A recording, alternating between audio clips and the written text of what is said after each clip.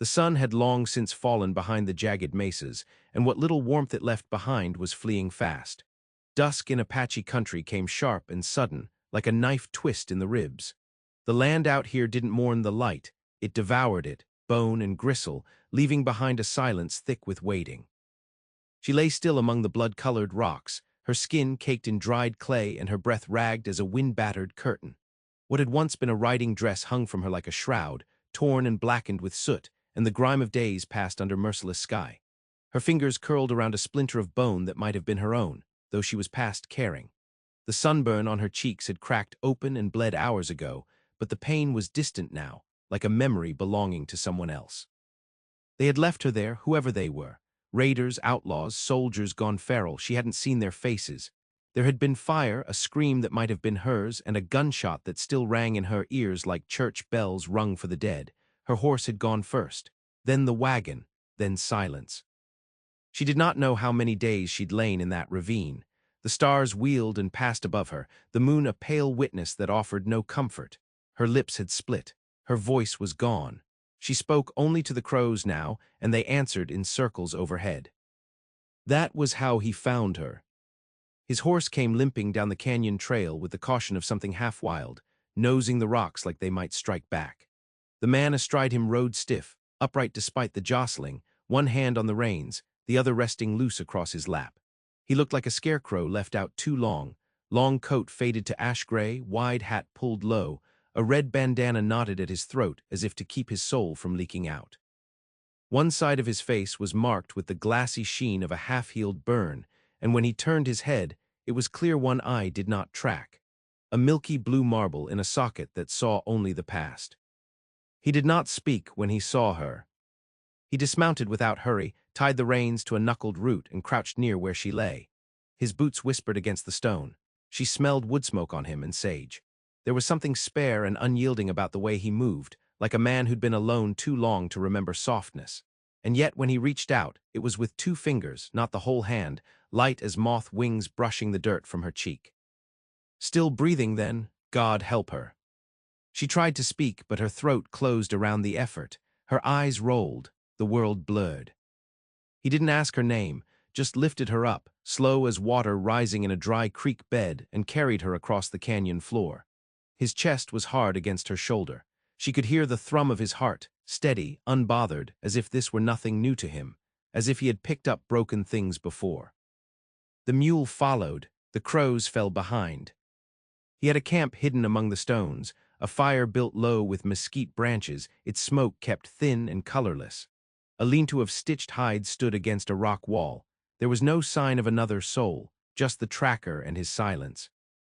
She drifted in and out as he cleaned her wounds, breaking her fever with boiled willow bark and water seeped from a goatskin bag.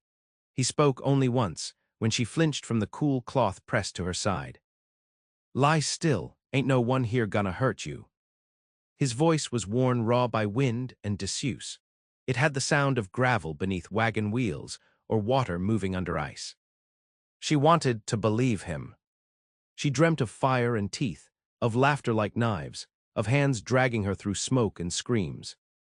When she woke next, the pain had dulled to a throb. Her lips were wet, her skin warm.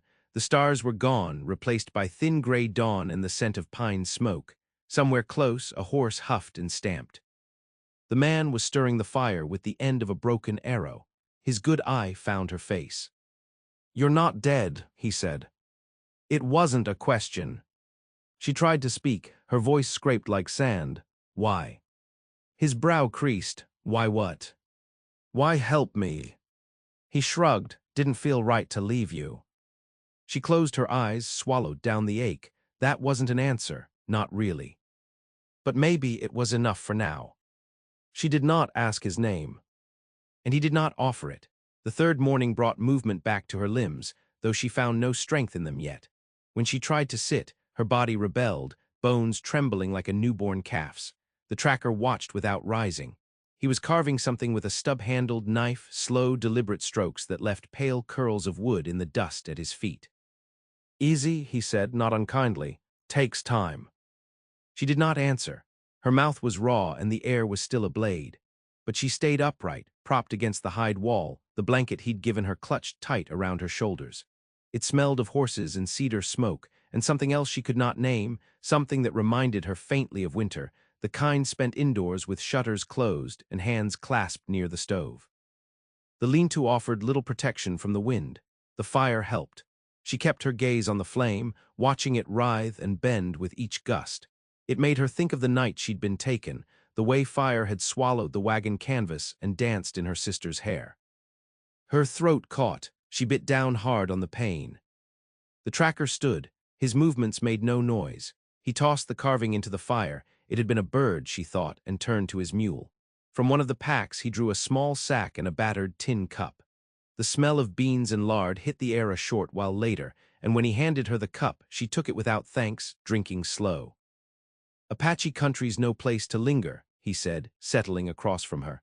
"They've been pushing back harder since spring, raiding deeper. Settlers don't last long out here, not on their own." She nodded once. The cup warmed her fingers. She sipped again, then met his eyes. "I wasn't alone." He said nothing. Let the wind speak for a while, rattling through brush and bone. Finally, he asked, "You remember what direction they came from?" She looked away past the canyon wall. Her mind felt brittle still, like glass dipped in snow. "South, maybe west, there were 4 of them. I heard Spanish, and another tongue, not Apache." He grunted, could be Comanchero or border scum. The way he said it made her think he'd run across them before, and won. He stood again and walked a few paces to check the sky. The sun was crawling higher, bleeding color into the canyon edge. "You stay here, I'll ride out a ways, see if they left a trail." She stiffened. "You're leaving me." His gaze held hers. The blind eye made him unreadable, like a half-told story. "Not far, you'll be safe. Fire'll keep away coyotes. And men's. If they come back," he said, "they'll wish they hadn't." He left her a small knife, the handle wrapped in hide. Then he was gone, his horse vanishing around a curve in the canyon, the mule trudging after. She watched until they were dust, then turned back to the fire. By noon her legs had stopped shaking. She stood, slow and crooked, and made her way to the packs. She needed answers, something to fill in the yawning black where memory ought to be. She found tobacco, jerky, cartridges, a rifle, clean and oiled, a blanket bundle she didn't dare unwrap, nothing that told her who he was. But something else caught her eye, a folded map, edges singed, creased with dirt and sweat. She opened it. The territory marked in pencil, with little circles drawn near watering holes, old mining camps, places without names. And one word scrawled in the margin, Numa. She traced it with her finger, a name, a place, a ghost. The sun moved on, shadows deepened. He returned as the sky-purpled horse blowing hard, his coat marked with dust and burrs. He dismounted without speaking. "No fresh tracks," he said. "Whoever did it's moved on." She swallowed. "I want to find them." He looked at her long. "You sure?" Her hands curled tight around the cup she still held. "They took everything. Could take more if you go chasing what's lost." She stood, weak but steady. "They left me to die." His jaw worked. He spat once into the fire. Then he said, "You heal first, then we track." She sat again, breath shallow, but her eyes held to his like a rider holds to the reins. "Tell me your name," she said. He hesitated. "Jonah's," he replied, "Jonah's Vale." And she nodded, filing it away like a weapon laid at her feet. The days passed slow, stitched together with small labors and long silences. She learned to move again, first by inches, then by strides. Her ribs still ached from whatever blow had brought her down, and a scar near her shoulder pulled tight when she reached too far. But each morning found her stronger. The fire no longer felt like a shield, it felt like a tether, and each flicker reminded her she'd chosen to stay alive. Jonas said little. He rose with the sun, took his coffee black, and vanished into the hills with rifle and rope. He returned near dusk with rabbits, sometimes quail, once a rattler he skinned without flinching. His hands knew work. They moved without thought, making do with little and wasting nothing. She watched him, this man half-blind, who moved through the wild like he belonged to it. There was a patience in him, and something else too, something wounded that mirrored the quiet ruin inside her. He never asked her past. never pressed when she woke screaming. He simply sat near the fire until the panic bled away and she could breathe again. One night, as embers glowed low and the moon hung like a worn coin overhead, she spoke. "My name's Mara." He didn't turn, just added a stick to the fire, let it catch. "Used to be someone's wife," she said. "Out near 3 Wells, we came with the wagon train last spring." Jonas looked over. "That's Apache Range." She nodded. "Wasn't Apache who took us." He waited. "They killed my husband first, slit his throat while he slept. My sister screamed, they dragged her off." Her voice caught. "I don't know what happened to her. I tried to run. That's when they shot me. Thought I was dead, I guess." Jonas didn't move for a long while. Then, "You said you heard Spanish." She nodded. "Then they're headed south, maybe Sonora or further. Can't chase them blind." "I don't want revenge," she said, though her hands trembled. "I want to know if she's alive, that's all." He didn't answer, but the fire shifted. Flames curled higher, warming their silence. They left camp on the 6th day. Mara rode behind him on the mule, the saddle creaking beneath them, her legs wrapped in a pair of cut-down trousers he'd offered without comment.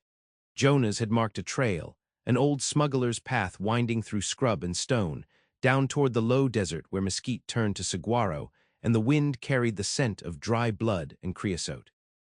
He taught her to read sign. A bent stalk, a broken pebble, the way tracks held different weight depending on the mood of the ground. His blind eye turned toward the sun when he listened, like a dog scenting rain. Sometimes they passed the bones of what had come before, a rusted canteen, a child's shoe, the warped shell of a wagon wheel half swallowed by sand. She said nothing, but her chest tightened with each sign.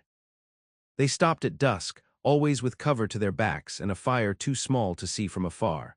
One night she woke to find Jonas crouched beside the mule, blade in hand. He didn't speak, just pointed. "Boot prints, fresh." They moved camp before the sun rose. In the flats near Coyote Pass, they found a man tied to a tree. He was half dead, the flesh of his arms sunburned black and splitting. His tongue had cracked in his mouth, but he still twitched when Jonas cut him down. "Bandits," he croaked, "took my horses, said I cheated them." Myra knelt, giving him water slow. "How long ago?" The man blinked. 3 days, maybe 4. Jonas watched the horizon. They heading south. The man nodded. "Woman with them." "A beat." "One young looked scared. They beat her when she cried." Mara's grip tightened around the canteen. Jonas looked to her. She nodded once. They left the man with jerky and a flint, then rode on. The trail turned mean after that. Hot winds blew through the arroyos, and rattlesnakes coiled in the shade of rocks. Mara's lips blistered, and Jonah's limp grew worse, though he said nothing. On the 9th night, they found ashes where a fire had burned, footprints, a broken hairbrush. Mara held it to her chest, fingers trembling. She knew the carving. Her sister, rosewood with a chip in the handle. She looked to Jonas, and for the first time she saw something shift in him. Not pity, not grief. "Promise." And they kept writing. By the time they crossed into the low borderlands, the world had turned harsher. The sky bore down with a flat, merciless heat, and the ground cracked like old porcelain beneath their feet. Everything alive here had thorns. Even the wind scraped as it passed, dragging dust across the skin like a cruel memory. Jonas moved with more care now, stopping often to read the land, crouching with his ear to the dirt, or brushing faint tracks with the back of his knuckles. His blind eye seemed to watch what his good one could not, listening to some language she hadn't yet learned. Mara followed close, mule in tow, rifle slung across her back, though she still held it awkwardly. Her fingers had grown calloused, her eyes sharper. There was less tremble in her voice and more silence between her words. Grief had burned clean through her. What remained was tempered steel. They reached a dry creek bed one evening, just as the sky broke open in a wash of copper and bruised blue. Jonas stopped, held up a hand. "Smoke," he said. It was faint, just a ribbon curling against the horizon. But smoke meant fire, and fire meant men. They tethered the mule behind a bluff and went forward on foot. The terrain narrowed into a gully bordered by scrub. Jonas moved low, knees bent, silent as dusk. Mara followed, heart pounding so loud she thought the men ahead might hear it. Her palms sweated against the stock of her rifle. They crested a ridge. Below them a camp sprawled among the rocks. 4 men, maybe 5, gathered near a flickering fire. One stood over a tin pot, stirring with the barrel of a pistol. Another was oiling a saddle. They laughed, but it wasn't the kind that reached the eyes. It was the sharp, hungry kind, a laugh sharpened by cruelty. And beside them, near a makeshift lean-to, was a girl. She sat with her knees to her chest, face hidden behind her hair, arms marked with bruises that showed even in twilight. Myra's breath caught. It was Ruth. Younger by 3 years, quieter, always trailing behind Mara like a shadow, like a song half-sung, and now she sat in dirt, a ghost of herself. Mara began to rise, but Jonas grabbed her wrist. "Not yet," he murmured. "Too many, we wait for dark." She shook him off, trembling. "She's right there. She's breathing, that's what matters. We do this wrong, she won't be." She looked down at the camp again, fists clenched. "Then what?" Jonas unrolled a length of cord in a small sack. Inside were nails, powder, flint, his own makeshift thunder. Mara understood, cause noise, scatter them. "I take the west side," he said. "Draw M off. You go straight in, keep low, grab her, ride like hell." She nodded, no hesitation, no questions. The plan didn't need more than that.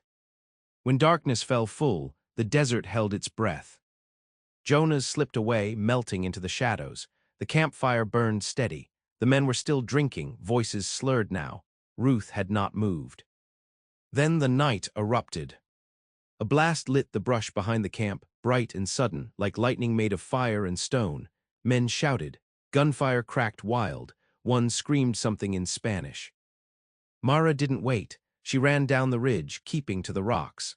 Her legs moved before her mind did, the way they had when she'd outrun the fire weeks before. She reached the lean-to, dropped beside her sister.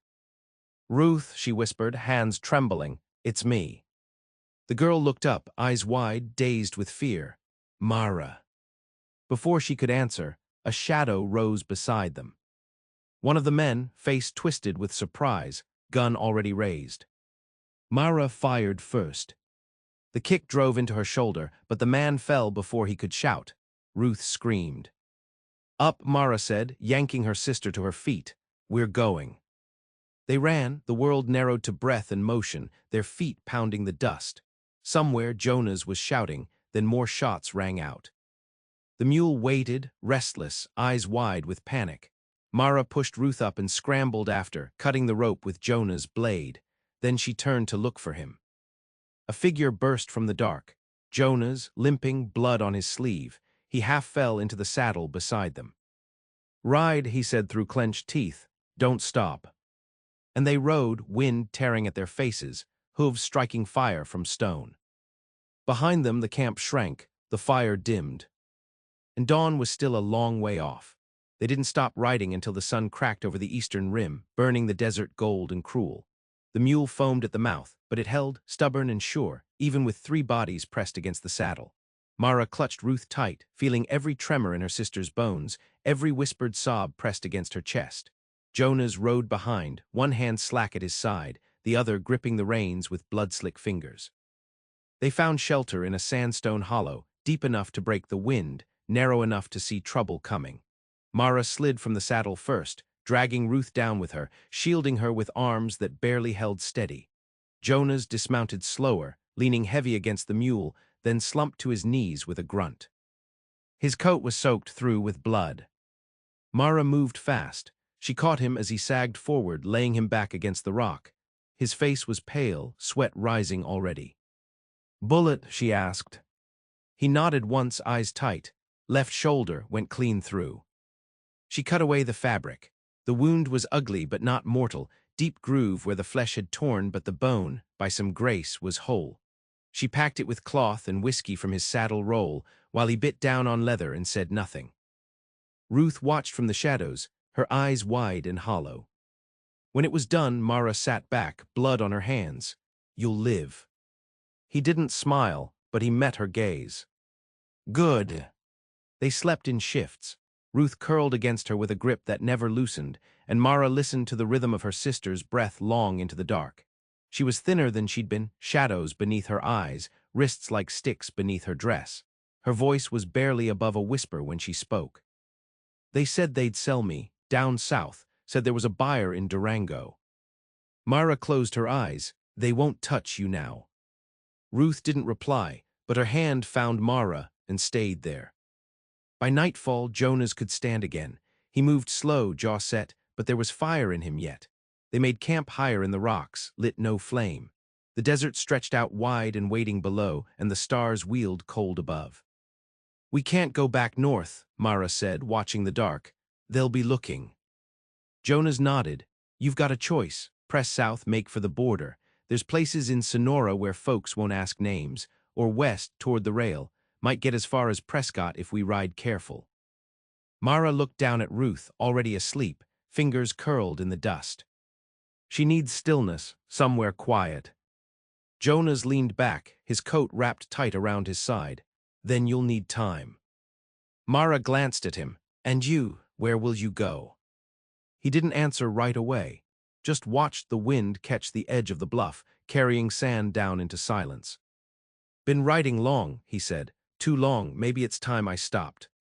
She studied him, the lines carved into his face, the way he winced when he shifted. Not just from the wound, from something older, something deeper. You have somewhere. Jonas shook his head. Had a place once, burned, nothing left now but dust and a name carved in stone. Mara didn't press. She only reached into the saddlebag, pulled out the map she'd kept since the canyon, the one marked with his hand, with Numa. She laid it between them. What's this? Jonas stared down, his good eye softened. Numa was a trading post, he said. High country, got swallowed in the flood years back, just bones left now, but it's quiet, dry, good spring still runs through the stone. You think we could make it? He shrugged. If the mule holds, if we ride early, sleep midday. She traced the word with her finger. It felt like a prayer. Then we try. Jonas looked at her, the girl he'd carried from blood and ruin, and her sister beside her. You'll need more than a tracker, he said. She met his gaze, then stay. The wind moved between them like a hush. And in the silence, something shifted. Not a promise, but the beginning of one. They rode by moonlight, taking the hard road west. The mule bore them all with stoic endurance, its hooves kicking sparks from the rock in the early dark, and its breath steady even when theirs faltered. Jonas walked most days, leaning against the saddle only when his wound stiffened. He said little, and when he did, it was only to point the path or warn of snakes in the brush. Mara kept Ruth close behind, one hand always resting near the rifle, the other stretched to her sister's small shoulder as if to remind herself that yes, she was still there, still breathing, still real. The world grew colder as they climbed. Gone were the sun-bleached canyons and wide copper flats. Here, pines whispered secrets on the wind, and the air smelled of damp stone and needles. At night they huddled under blankets crusted with salt and dust, their breaths rising pale into the stars. Ruth no longer cried in her sleep. She held her own rifle now, though it hung awkward at her side. When she caught rabbits in a snare Jonas had taught her to set, Mara saw something new in her eyes, not fire exactly, but a steady kind of light. On the 7th day, they crested a rise and saw the valley laid out below. It was not much to look at from afar, just a dip in the hills, dotted with low stumps and the remnants of walls long fallen. But as they descended, the spring revealed itself, burbling from a cleft in the stone, green moss clustering at its edges like life itself had clung there and refused to let go. The ruins of Numa were quiet. No birds, no breeze, just the hush of high places where the world seemed to hold its breath. A single chimney still stood among the rubble, and beside it, a flat stretch of land where grass grew tall. They stopped there, no words needed.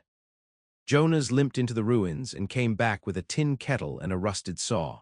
Mara cleared a place for a fire while Ruth fetched wood.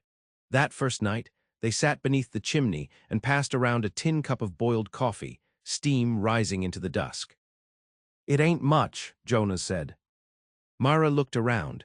The land was raw, yes, weather-bitten, hollowed by time, but she saw what could be, a roof patched with pine and bark, a garden grown from stubborn seed, a place where the wind carried no screams, only silence.